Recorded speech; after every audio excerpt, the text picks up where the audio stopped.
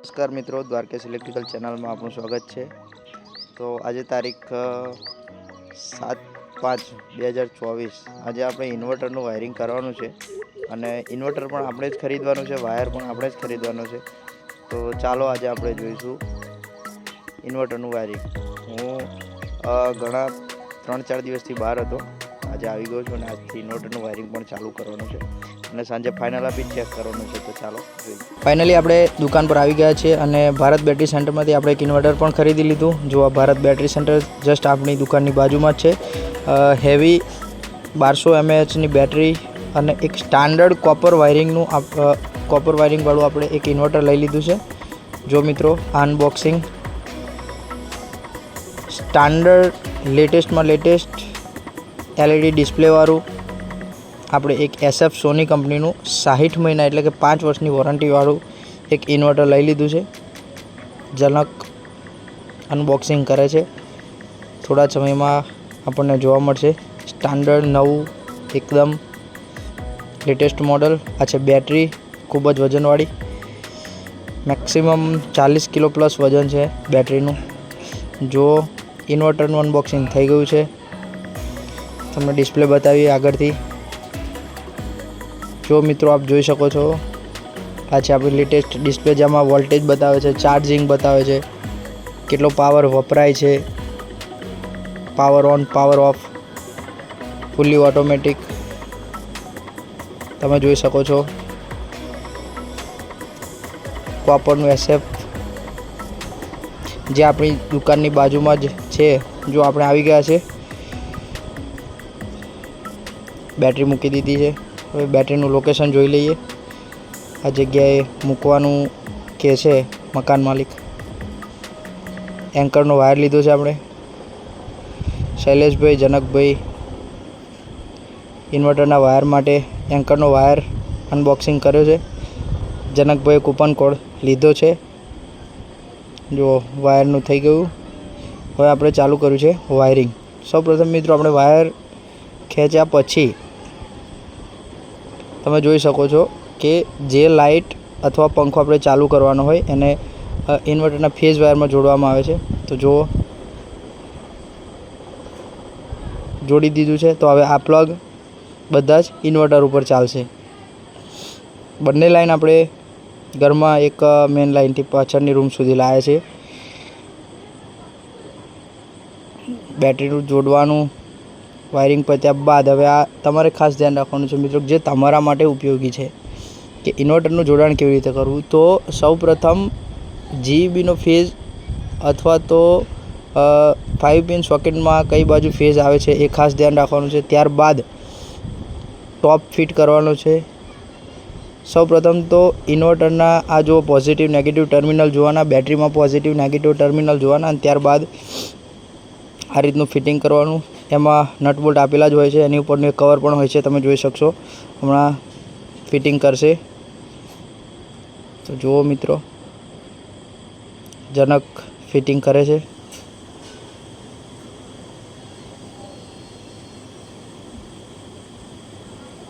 ઇન્વર્ટરમાં એક વસ્તુ ખાસ ધ્યાન રાખવાની છે મિત્રો, કે જે જગ્યાએ ઇન્વર્ટર ઉપર લાઇટ પંખા ચાલુ કરવાના હોય ત્યાં આપણે એક વાર લઈ જવો પડે છે અને સ્વિચ બોર્ડમાં એટલી વસ્તુના કનેક્શન કરવા પડે છે।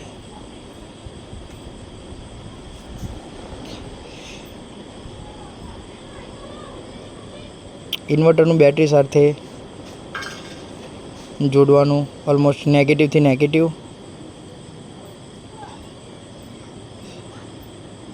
આ આખું જ બપોરનું વાયરિંગ આપણું લાઈવ હતું બપોરે આપણી ચેનલ ઉપર અને ઘણા બધા મિત્રોએ જોયું પણ ખરું। તો લાઈવમાં આપણે કઈ રીતનું વાયરિંગ કરીએ તમારે જોવું હોય તો લાઈવની વિડીયો જુઓ, જેમાં આપણે પ્લેટો ખોલી અને જે ઇન્વર્ટરનો વાયર નાખ્યો એમાં આપણે બતાવ્યું છે કે કઈ કઈ પ્લેટો ક્યાંથી ખોલી, ક્યાંથી વાયર નાખ્યો, કયા બોર્ડમાં લઈ ગયા, કેવી રીતે લઈ ગયા, એ બધું જ ઘણી લાંબી વિડીયો થઈ જાય એટલે આપણે એના માટે લાઈવ કરી દીધું। તો તમે વિડીયો જોઈ શકો છો મિત્રો। કનેક્શન ઓલમોસ્ટ પૂરા થઈ જવા આવ્યા છે, તમે જોઈ શકો છો।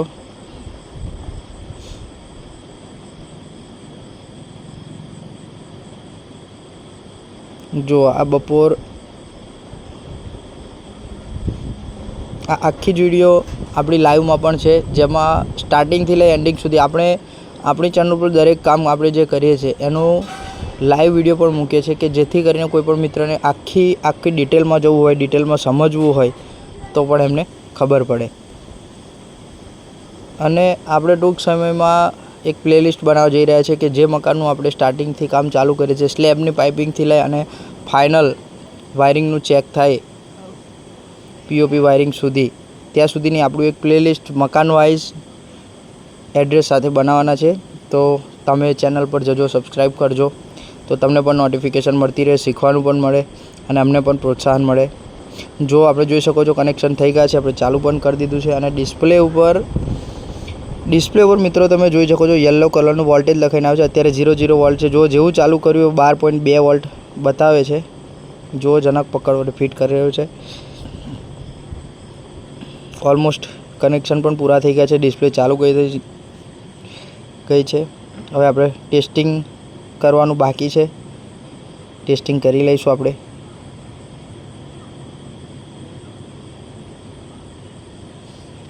બેટરીના કનેક્શન લૂઝ ન રહે તેનું ખાસ ધ્યાન રાખવું. લૂઝ રહે તો તેમાં ક્ષાર આવવાની સંભાવના વધી જાય છે. અને એ ઇન્વર્ટર વાયરિંગમાં એક વાત હંમેશા ધ્યાન રાખવું કે બેટરી એવી જગ્યાએ મૂકવી કે જ્યાં હવા ઉજાસ હોય. હવા ઉજાસના કારણે બેટરીમાં ઘણો બધો ડિફરન્સ પડે છે. આ જોઈ શકો છો આપણે SF સોનિકની બેટરી ઇન્વર્ટર. આ જો મેં હમણાં કહ્યું હતું કવર પણ આવે છે, તો બંને બાજુ કવર પણ લગાવી દીધા છે, જેથી કરીને કોઈ બાળક અથવા તો કોઈ નુકસાન ન થાય.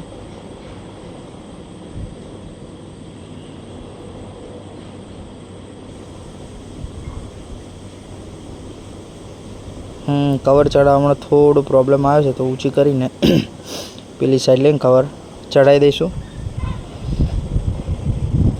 આપણી ચેનલ ઉપર મિત્રો ઓલમોસ્ટ ઇન્વર્ટરથી લઈ ઇલેક્ટ્રિકલને લગી સિંગલ ફેઝ, 3 ફેઝ બધી જ વિડીયો આપણે મૂકીએ છીએ. અને હવે ટૂંક સમયમાં આપણે રિલાયન્સ મોલ અને સ્માર્ટ બજાર, કે જે બહુ મોટા મોલ છે, તેનું આપણે વાયરિંગ શરૂ કરવા જઈ રહ્યા છીએ. તો ટૂંક સમયમાં આપણે ત્યાંની પણ વિડીયો લાઈવ પણ કરીશું અને વિડીયો પણ મૂકતા રહીશું. તો તમે સપોર્ટમાં રહેજો. અને મોલનું વાયરિંગ કેવી રીતે કરવું એ પણ તમને જોવા મળશે. મોલના વાયરિંગમાં આખું એક પેનલ વાયરિંગ હોય છે અને પેનલ વાઇઝ ગોઠવેલો હોય છે, એ પણ તમને જોવા મળશે. તો અત્યારે તમે આ જોઈ શકો છો, આપણું વાયરિંગ થઈ ગયું છે. જનક પ્લગ લગાવી દેશે. ઇન્વર્ટર આપણું બેટરી ઉપર ચાલુ થઈ ગયું છે. આ ટોપ લગાવી દીધો છે. તમને હું થોડી વારમાં પાછળનું પણ બતાવું. તો પાછળ જોઈ શકો પ્રોટેક્શન એક MCB પણ આપેલી હોય છે, જોઈ શકો છો તમે. આ જો MCB આપેલી છે પાછળ, અને પ્રોટેક્શન MCB કહે છે, જે ઓલમોસ્ટ જૂના જે ઇન્વર્ટર આવતા હતા એમાં બહુ ઓછી હતી. તો આમાં પંખો પણ એક આપેલો છે. ઓવર હીટિંગ થાય અથવા તો હીટ થાય ત્યારે આ પંખો ચાલુ જ રહે છે. સારી એવી ફેસિલિટી આપેલી છે SF સોનિક કંપનીએ બેટરી ઇન્વર્ટરની. જોઈ લો, આપણે ચાલુ કરી દીધું છે બધું અને ઇન્વર્ટર પર પણ ચેક કરીને બતાવ્યું છે. હવે આપણે ચાર્જિંગ થાય છે કે કેમ એ ડિસ્પ્લે ઉપર જોવાનું છે. તો મિત્રો હું તમને બતાવું. આ જુઓ, અત્યારે બંધ છે. રેડ હોય તો સમજવું ચાર્જિંગ થતું નથી.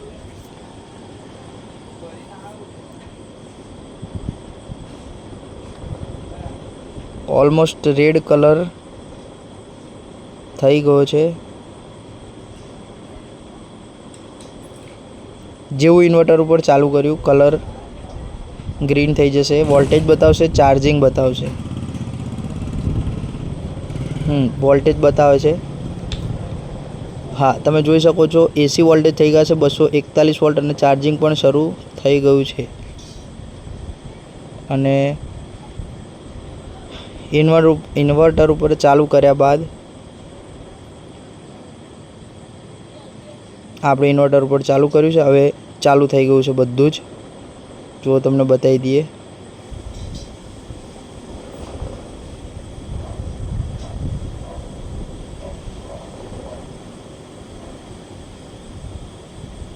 ચાર્જિંગ બતાવે છે. જેમ જેમ ચાર્જિંગ થતું છે ત્યાંથી પોઈન્ટ શરૂ થતા જાય છે.